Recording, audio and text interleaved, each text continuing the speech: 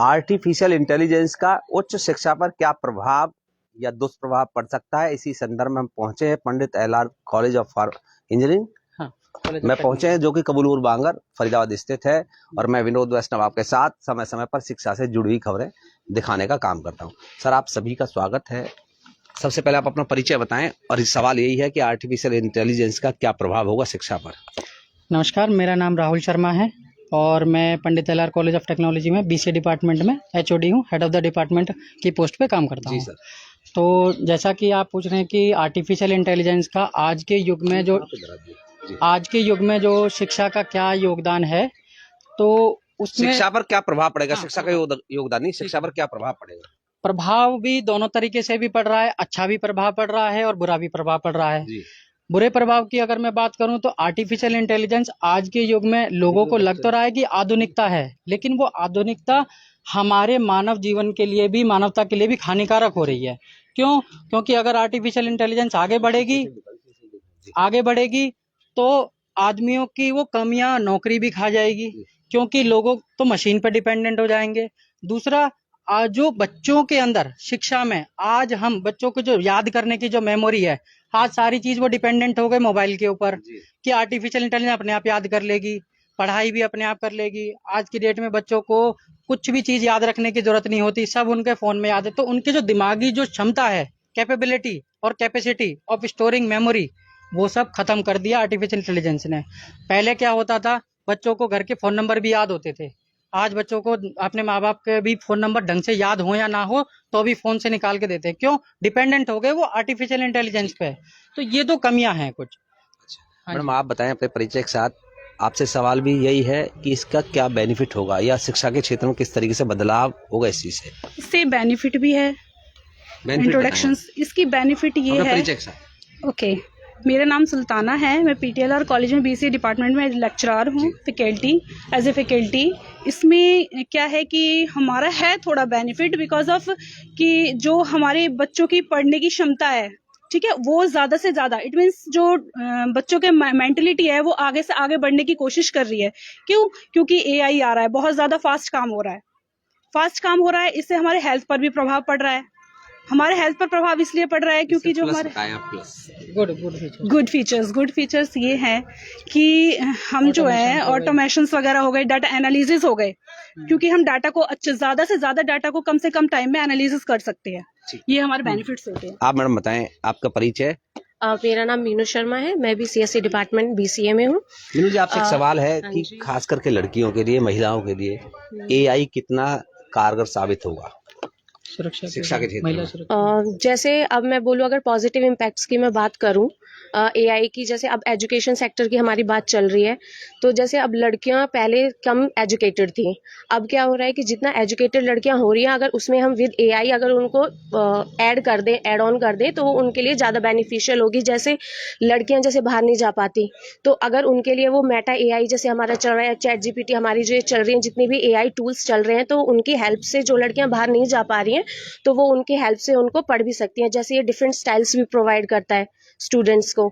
जैसे अगर अब डिसेबिलिटीज़ है, जैसे किसी के साथ जो बाहर नहीं जा पाते हैं स्टूडेंट्स, तो उनके साथ क्या होता है कि वो प्रोवाइड करता है, अकोमोडेशंस भी प्रोवाइड करता है, टूल्स भी, गैजेट्स। जैसे किसी को कोई विजुअल इम्पेयरमेंट है या फिर कोई हियरिंग इम्पेयरमेंट है उनके साथ, तो उनको भी हेल्प करता है। बेसिकली जो, जैसे आपने गर्ल्स के लिए पूछा कि अगर वो बाहर नहीं जा पा रही हैं तो वो घर बैठकर भी AI की हेल्प से पढ़ सकती हैं।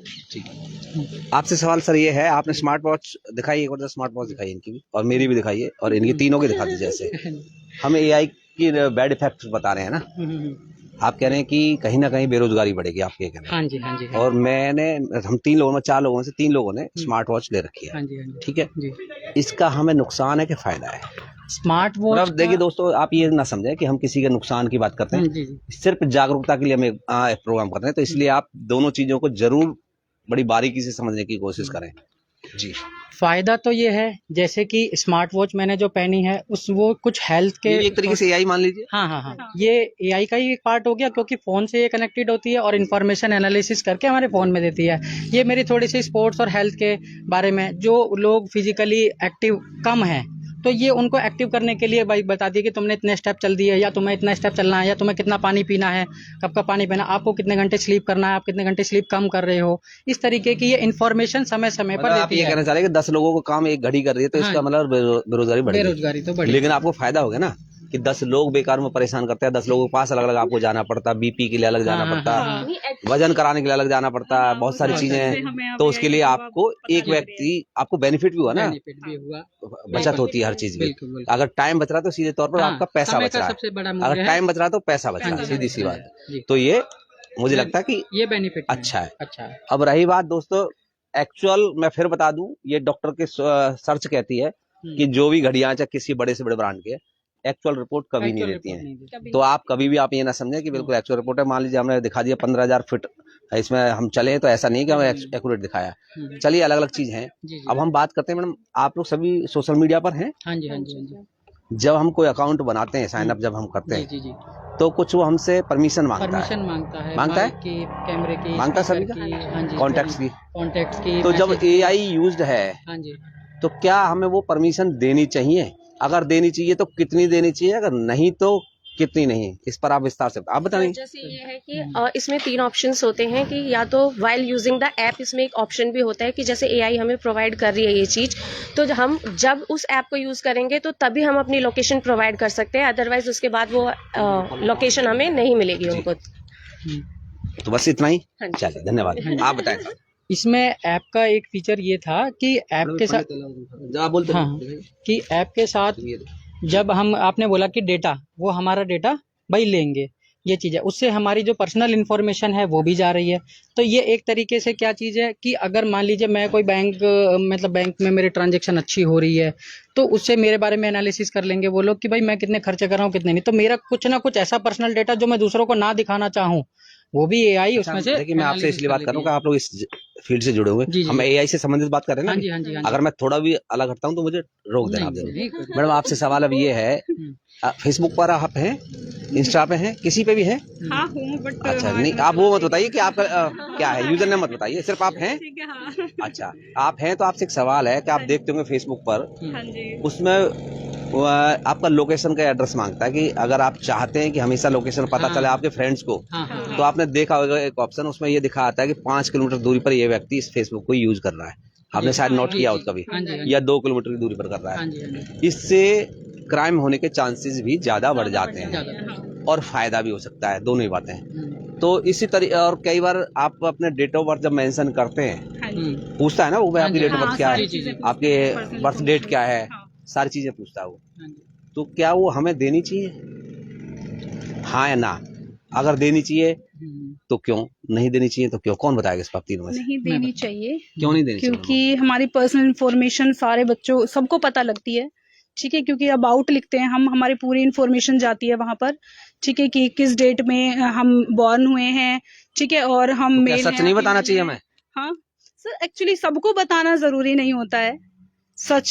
इट मीन्स पूरा सब जान जाते हैं, इंस्टा पे हैं तो सबको ही पता लगती है हमारे बारे में, इतना ही बताऊंगे और सर कुछ एज नहीं। फैक्टर से क्या है, अगर हम फीमेल्स की सिक्योरिटी के बारे में बात करें तो एज फैक्टर से जो फीमेल डेटा के बारे में थोड़ा अगर वो पब्लिक हो जाता है तो जो कनेक्टिविटी है मतलब पब्लिकली वो लीक होती है, यानी कि जो अगर हम फीमेल्स के साथ जो मिसबिहेव वगैरह इस तरीके का वो इन्फॉर्मेशन आगे बढ़ती है। Although we are having security features as well, उसमें होते हैं कि आप जो अपना कंटेंट दिखाना चाहते हैं, आप सिर्फ वही आपका फेसबुक पर कंटेंट शो होगा, अदरवाइज नहीं होगा। चलिए दोस्तों, देखिए कई बार साइबर क्राइम के जो पुलिसकर्मी है वो हमें बताते हैं इन चीज़ों को लेकर के। अब प्रमुख बिंदु कौन से हो सकता है कि मैं सही बता पा रहा हूँ कि नहीं बता पा रहा हूँ, ये तो अलग बात है, लेकिन ये समझ आए किसको, ये बड़ी बात है। कई बार ये बताया गया कि हमें सच बताना चाहिए सभी को, लेकिन जैसे कि डेट ऑफ बर्थ है उसको हाइड इसलिए करना चाहिए कि जिससे कि कोई हैकर आपकी उस डेट ऑफ बर्थ से आपका पासवर्ड निकालने की कोशिश ना करे। हम कहाँ रहते हैं उसका प्रॉपर एड्रेस डालना चाहिए, लेकिन या तो हाइड कर दीजिए या सिर्फ सिटी डाल दीजिए आप। उससे क्या होगा कि कुछ हद तक आप बच सकते हैं। एक सवाल एक और है, मैं उदाहरण के तौर पर बता रहा हूँ सभी को। मान लीजिए मैं कहीं घूमने गया हूँ बच्चों के साथ बाहर, तो उस समय कोशिश ये करिए कि लाइव कम से कम ना आए, या उसी समय फोटो हम अपलोड ना करें, जिससे कि कुछ इस तरीके के जो क्रिमिनल टाइप के जो लोग होते हैं वो ये देखते हैं कि भाई ये परिवार बाहर गया है, घर में नहीं तो कोशिश ये हो सकती है कि इनके घर में कोई ना हो। तो इस तरीके की गतिविधियों से भी कम से कम बचना चाहिए। ऐसा साइबर क्राइम के लोग हमें, जो एक्सपर्ट हैं, वो हमें बताते हैं। बाकी तो जनता को तय करना। दूसरा, खास करके लड़कियों के लिए मैं ये कहना चाहूंगा, एआई यूज करें, लेकिन एआई यूज करने से जितना कारगर अच्छा है उतना उसके बैड इम्पैक्ट भी हैं। उससे बचा कैसे जा सकता है, तो उसके लिए एक फिल्म आई है नेटफ्लिक्स पे, कंट्रोल, आप उसको देखें। मैं तो ये चाहूंगा, मुझे थोड़ी अच्छी लगी, तो खासकर मैं इसलिए लड़कियों से सबसे कहता हूँ कि उस फिल्म को देखें, लड़के भी देखें, उसमें क्या कमी है वो। तो आप सीधे तौर पर पंडित एलआर कॉलेज से आप सीधे तौर पर जुड़ रहे, आप उनका ग्राउंड भी देख रहे हैं इस समय, और हम जो वरिष्ठ शिक्षाविद हैं उनके साथ हम जुड़े थे।